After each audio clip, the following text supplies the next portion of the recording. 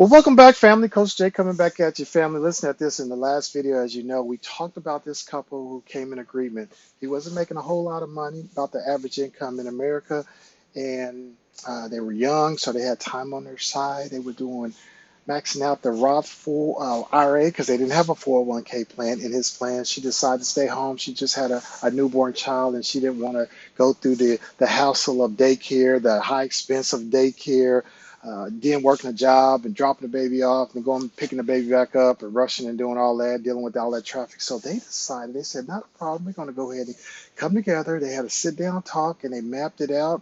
And they said, how much do we need to retire on? Which a lot of people don't ever get to. And they said, okay, that looks good. Now we know we can't get everything now. So they did a little delayed gratification. They decided, okay, we need to do this for the next 30 years from the age of 25 to 55. After that, we won't invest another dime. And they decided on Roth because they know that once they go to pull that money out, once they get to retirement age of 59 and a half, they'll never get taxed on that money again, regardless of what the tax rates are. Now, you saw what the tax rates are today that we mapped that out in the last video. So go back and check that out. That's the actual tax rate that they would have for this year, 2025. Now, listen at this. They did $14,000. It was really simple. That's $583.33 each per month for the next 30 years.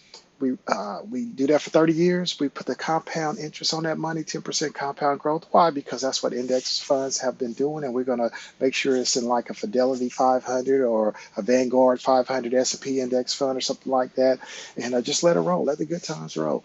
And now we know that he's going to get pay raises. Once again, she is at home. She's at home with the child, and it may get so she may decide later on to go to work, but that'll just be extra. But right now, they're content with where they're at. I'm gonna tell you, you got to get to your point of godly satisfaction, of contentment, and not be trying to do everything that everybody's doing, thinking you're missing out. It's called FOMO, the fear of missing out.